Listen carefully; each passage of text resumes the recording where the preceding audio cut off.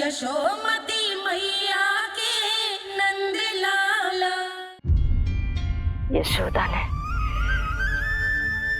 और नंद महाराज ने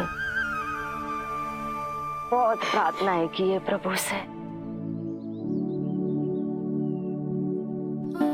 प्रभु के आशीर्वाद से ही तो गोकुल को मिला है ये।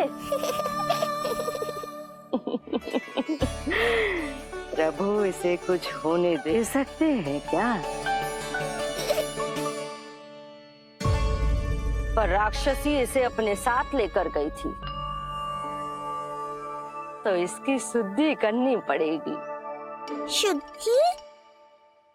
और राक्षसी के तन को अग्नि में डालना होगा।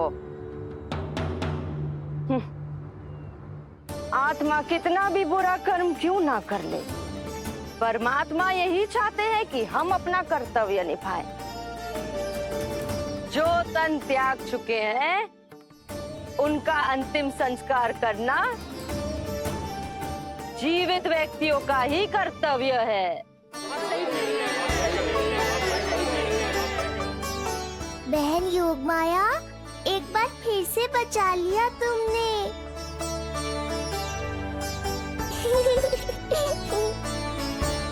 हम अभी अंतिम संस्कार की तैयारी करते हैं।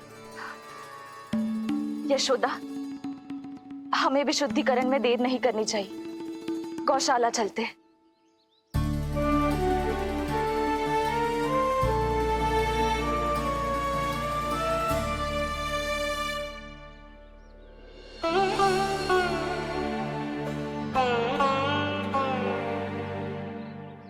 इसका तन बहुत विशाल है, इसके शरीर को खंडित करना होगा, अनेक चिताएं जलानी होगी। आओ सब मिलकर हाथ लगाओ।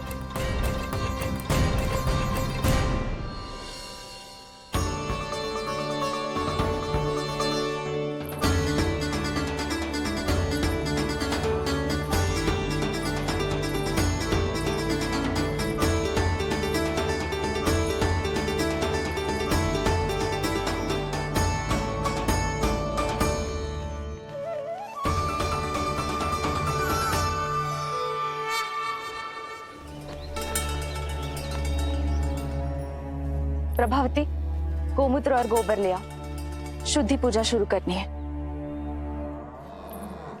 लाओ यशोदा। क्यों चाहिए मेरा लल्ला? सत्य बताना, कौन हो तुम और ये सब कौन है?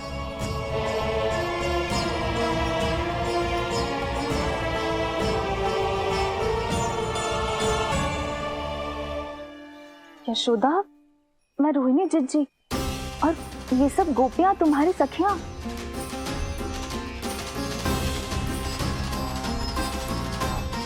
कैसे भरोसा करूं मैं कि आप रोहिणी जिज्जी ही हो और ये सब मेरी सखियां ही हैं।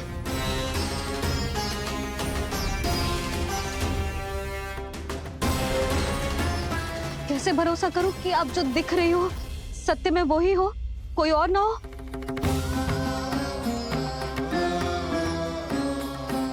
मेरे घर जो आई थी साक्षात देवी का रूप थी, किंतु वो चुड़ैल निकली, राक्षसी।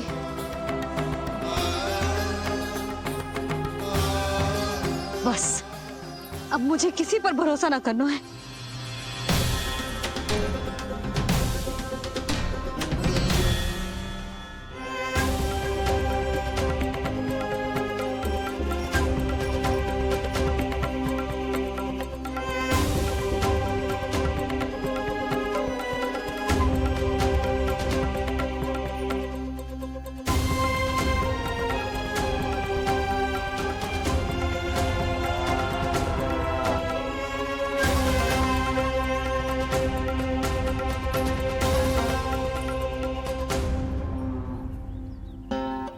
नारायण की बहुत बहुत कृपा, हमारे लल्ला को कुछ ना हो।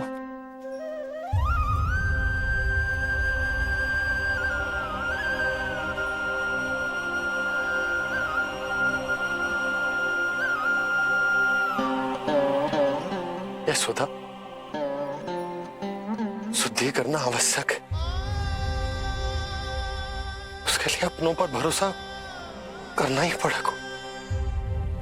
आपको पता भी है यहाँ क्या हुआ है ना, इसीलिए आप तो मत ही बोलो कि मुझे किस पर भरोसा करना है और किस पर ना।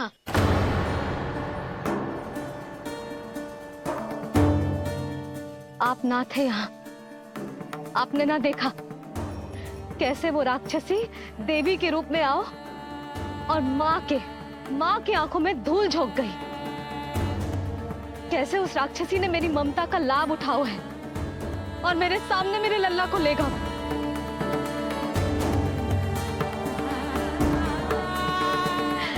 ये सब आपने ना देखा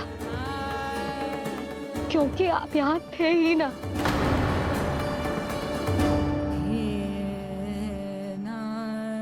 मैंने कही थी ना,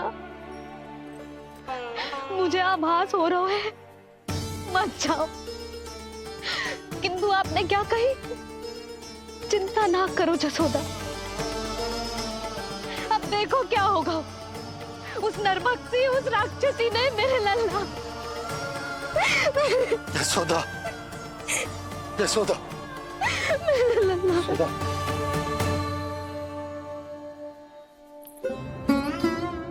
यशोदा, नारायण की कृपा से कुछ नहीं हुआ है तुम्हारे लल्ला को। समझने का प्रयास करो। वही तो कर रही हूँ चिच्ची, समझने का प्रयास। बुद्धि भ्रष्ट हो गई थी मेरी कि एक अनजान पे भरोसा कर लो मैंने।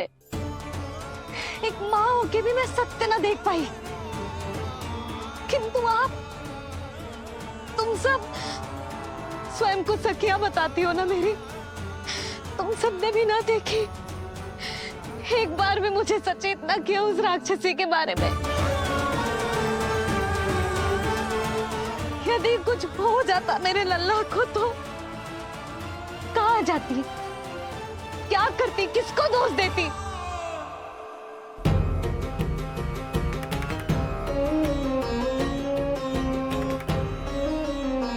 तुमने सत्य कहा यशोदा, ये हम सबका दोष है।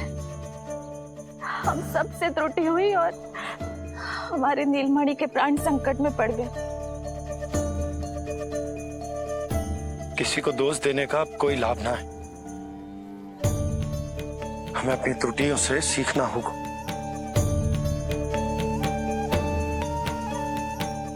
एक भूल हम पहले ही कर चुके, शुद्धि ना करके दूसरी भूल ना करेंगे यशोदा। हाँ यशोदा, उस राक्षसी ने हमारे नीलमणि को विष पिलाने का प्रयास किया था। नारायण की कृपा से अब हमारा लल्ला ठीक है, किंतु उसके स्वास्थ्य के लिए शुद्धि पूजा करनी ही होगी। घबराओ मत मैया, अब सुरक्षित हूँ मैं। आते दो।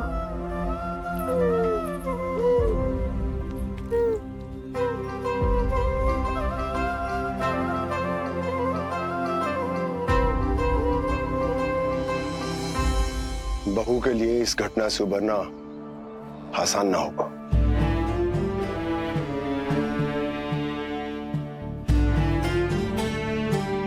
और गोकुलवासी भी इस दुस्वप्न को शीघ्र भुला नहीं पाएंगे। बहुत भयभीत है वो। सामान्य मनुष्य के लिए राक्षसों से रक्षा संभव न है, पर प्रभु ने कर दी। साहस भी वही देंगे। चिंता मत करो बाबा, पूतना स्वयं सबका भय दूर करने में सहायता करेगी।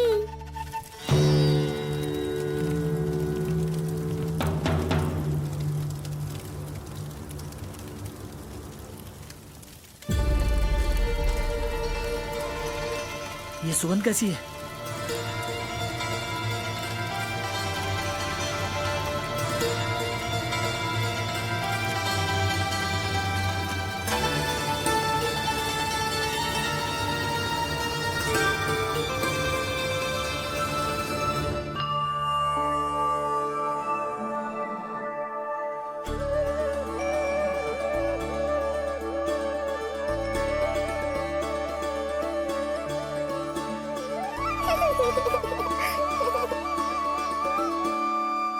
ये सुगंध कहां से आ रही है?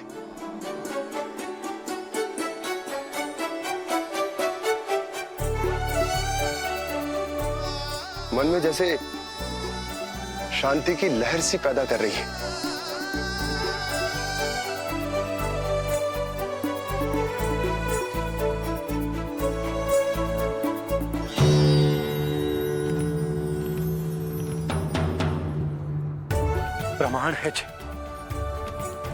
प्रमाण है कि श्री हरि नारायण ने ही हमें संकट से बचायो।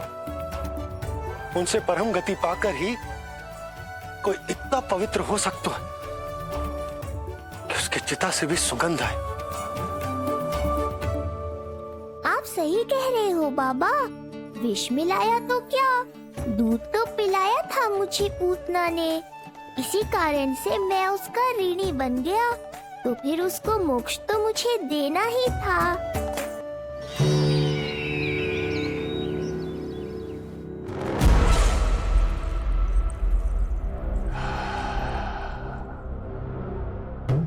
ये कोई साधारण सुगंध नहीं,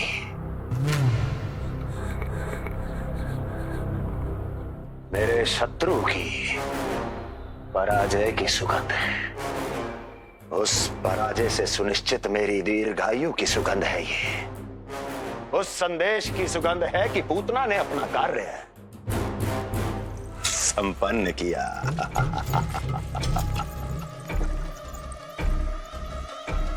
उस विष्णु पर मेरी विजय की सुगंध है ये।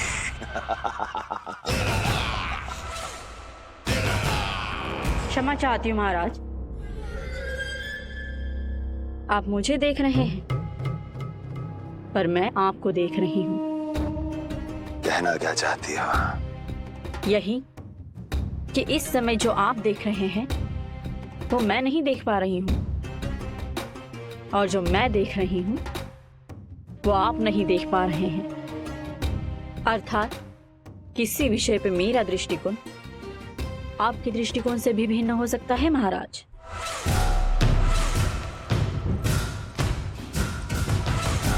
पहेलियां बुझाना बंद करो, सीधा सीधा कहो, क्या चल रहा है तुम्हारे मन में? जब तक मैं अपने नेत्रों से प्रमाण नहीं देखूंगी तब तक मैं नहीं मानूंगी कि ये सुगंध आपके विजय की है या पराजय की। प्रमाण के लिए तुम्हें अधिक प्रतीक्षा नहीं करनी पड़ेगी अस्ति।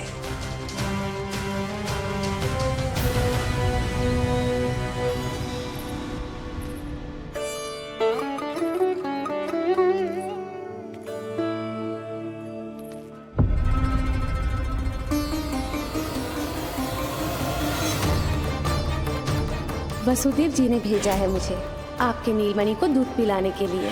इससे मेरी गोद अपरिचित नहीं लगेगी, ऐसा अनुभव करेगा कि अपनी माँ की गोद में है। आप काजल ले आइए, अपने हाथों से टीका लगाऊंगी। कितना प्यारा बच्चा है ये, कहीं मेरी ही ना दृष्टि लग जाए। कैसे एक अपरिचित पे विश्वास कर लो तेरी मैया ने? उसने कही थी कि वो मथुरा से आई है और वसुदेव भैया ने भेजा है उसे दूध पिलाने के लिए। इसका तो यही अर्थ है कि उसे पता था कि आप मथुरा में हो और वसुदेव भैया से मिले हो। फिर सकुर शंका का प्रश्न ही ना उठता था। नन्हे बालकों को खाने वाली वो राक्षसी कहीं मेरे लल्ला को कुछ। यशोदा, इसमें तुम्हारा दोष ना था। तो फिर किसका था? पूरे गोकुल में उसने हमारे भवन क्यों चुनो? और बल से ना बहाना बना के वसुदेव भैया ने भेजो है कि मैं उसका विश्वास कर लूं। मेरे लल्ला को निशाना क्यों बनाया उसने?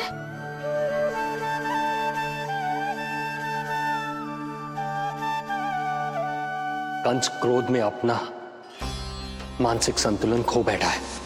पूतना नाम की अत्यंत भयानक राक्षसी को उन सभी बालकों की हत्या करने का आदेश दिया है जिनका जन्म पिछले 10 दिनों में हुआ है। बोलिए, मेरे लल्ला ने क्या बिगाड़ो था उसका? हाँ, क्या शत्रुता थी उसकी मेरे लल्ला से?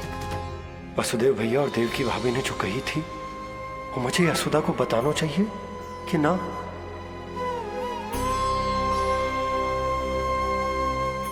ना ना ना बाबा, बिल्कुल मत बताना। मैया को पता चला तो ये और भयभीत हो जाएंगी। रात दिन केवल मेरी चिंता और रक्षा में ही डूबी रहेंगी। क्या सोचने लगे आप?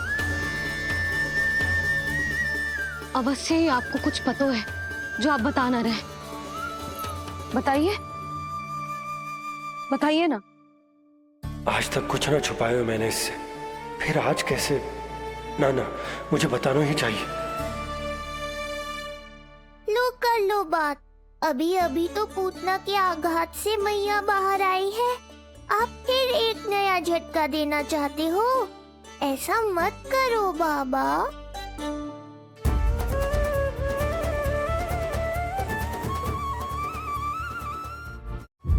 बताओ।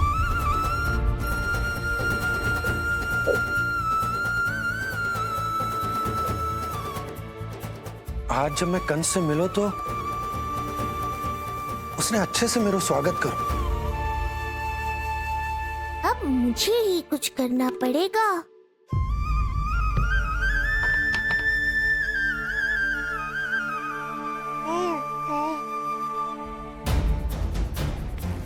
अच्छे से स्वागत कियो, मिठाई भी खाई, सब ठीक तो, पर यहाँ कुछ ठीक नहीं था। अब बस किसी तरह आप विषय बदल दो ताऊ जी। गोकुल के बारे में मेरे मन में कुछ विचार आ रहे हैं। मैं तुमसे उस विषय में चर्चा करना चाहता हूँ। सुनिए, आप लोग वार्तालाप करो। लल्ला को भूख लगी आई होगी। हाँ,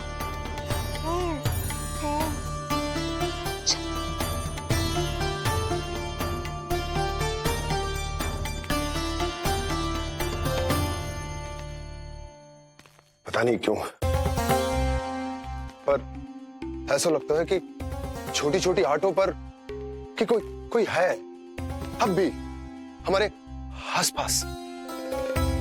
कोई है जो हमारे इस नंद भवन पे अपनी बुरी दृष्टि अभी भी गड़ाए हुए है। संकट अभी समाप्त ना हुआ है भैया। अब तक तो उसे पता चल गया होगा कि पूतना सफल रही। किसे? कंस को। पूतना शुभ समाचार लाती ही होगी। महाराज की जय हो।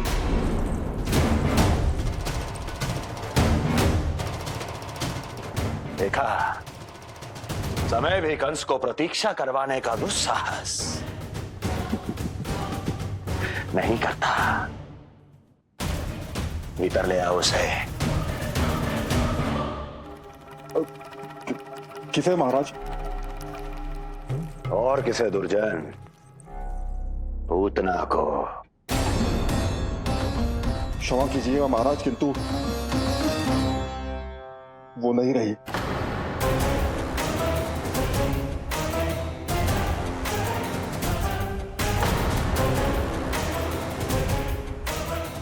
क्या क्या कहा तुमने? पूतना मृत्यु को प्राप्त हो चुकी है। पूतना मृत्यु को प्राप्त हो चुकी है।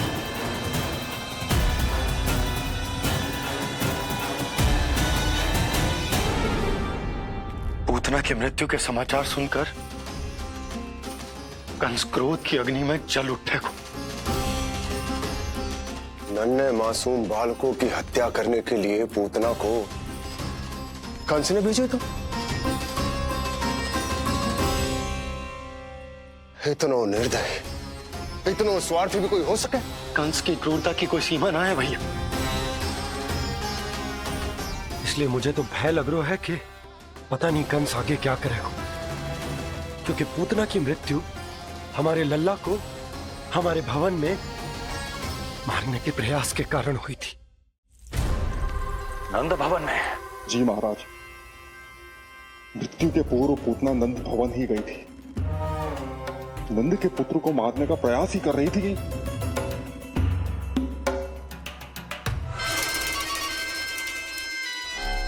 मुझे पुत्र हुआ।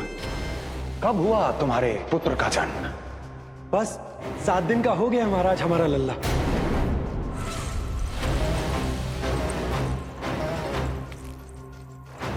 और उस बालक का क्या हुआ?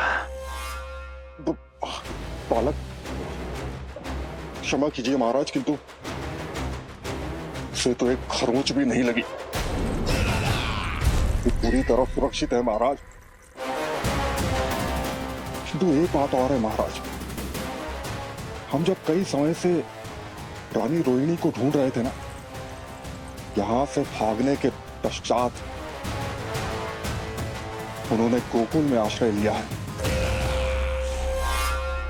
और उनका 1 वर्ष का पुत्र भी है।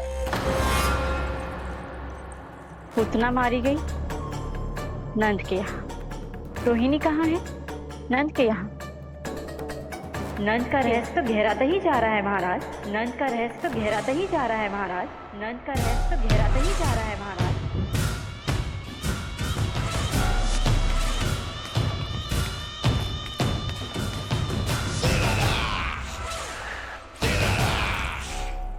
सब कुछ मेरे नेत्रों के सामने था, फिर भी चूक कैसे गया मैं?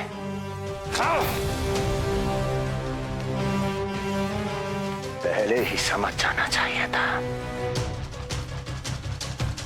यदि वसुदेव किसी पर स्वयं से अधिक विश्वास कर सकता है तो वो नंद ही है। तो क्या वसुदेव और देवकी ने नंद के साथ मिलकर आपके विरुद्ध कोई षड्यंत्र किया है?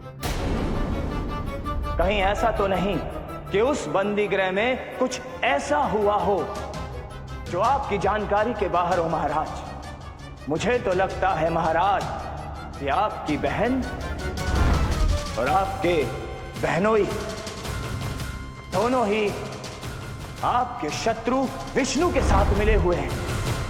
प्रारंभ से ही मुझे मूर्ख बनाया दोनों ने। मैंने तो उन्हें जीवन दान दिया, और क्या किया उन्होंने मेरे साथ? धोखा।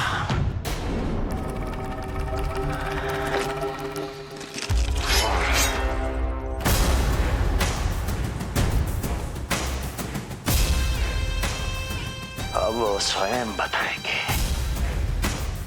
कि क्या षड्यंत्र रचा है उन्होंने। अब ना तो वसुदेव बचेगा, ना देवकी बचेगी, और ना ही बचेगा उनका आठवां पुत्र। ना देवकी बचेगी और ना ही बचेगा उनका आठवां पुत्र। देवकी बचेगी और ना ही बचेगा उनका